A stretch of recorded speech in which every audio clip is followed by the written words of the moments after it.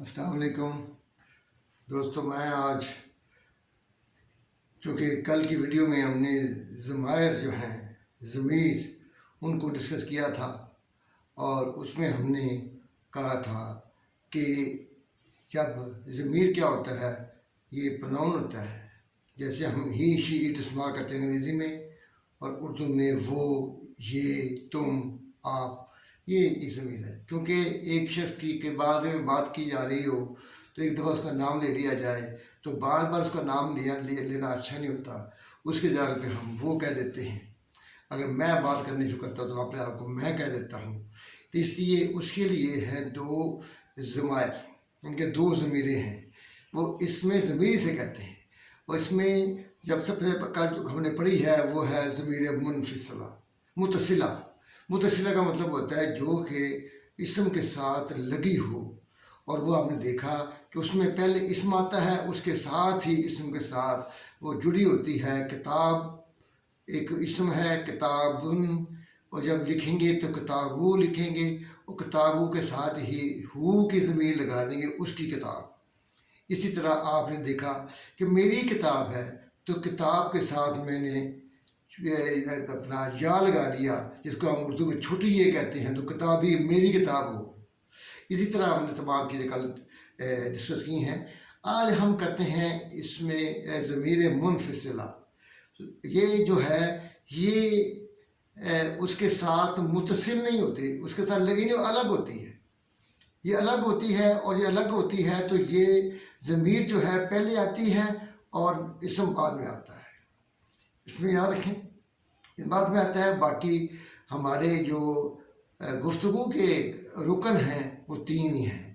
ایک ہے متکلم جو بات کر رہا ہے، ایک ہے مخاطب جس سے آپ بات کر رہے ہیں، اور ایک وہ ہے جو غائب ہے، اس کے بارے میں بات کر رہے ہیں.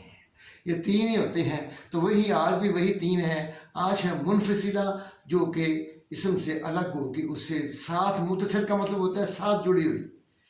آپ اردو میں بھی کہتے ہوں گے کہ متصل فلاں بلڈنگ، کہ آپ کا پتہ دے رہے ہیں.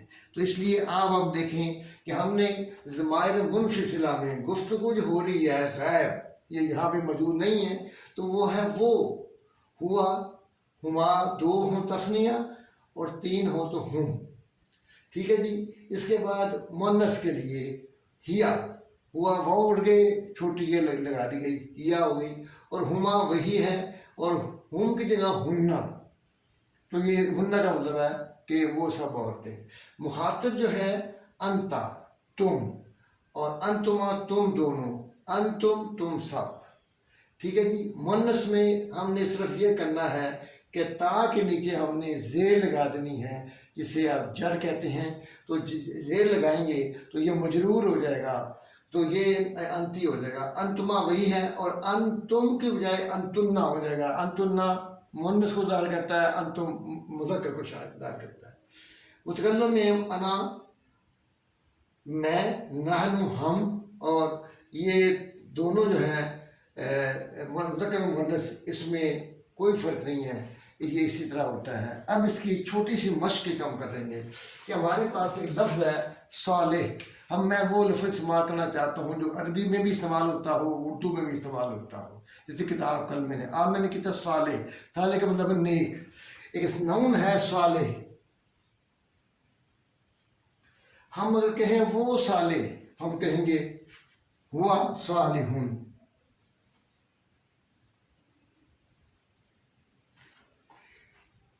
دو، ہما صالحہ، وہ دو ہو گئے. اب کہنا جی ہم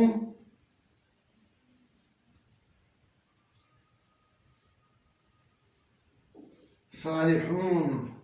اب یہ جمع بنانے کا طریقہ اور وہ ہم نے بعد میں پڑھنا ہے. ابھی آپ نے قرآن میں پڑھا ہوگا صالحون، تو لفظ کا بہت سارے جو لوگ ہوتے ہیں جمع ہوتی ہے، یہ وہ لگا ہے. اب یہ کہنا چاہتے ہیں کہ وہ جو عورت ہے وہ ایک مؤنث ہے، یہ ہے مذکر. مؤنث ہوگی تو پھر کیا کریں گے؟ ہیا सालिहातुन। अब ये क्या हो गया कि हिया के साथ फिर जब आपने इसम लगाना है तो इसम भी मुअन्नस होगा, क्योंकि ये मुअन्नस है तो ये भी मुअन्नस होगा।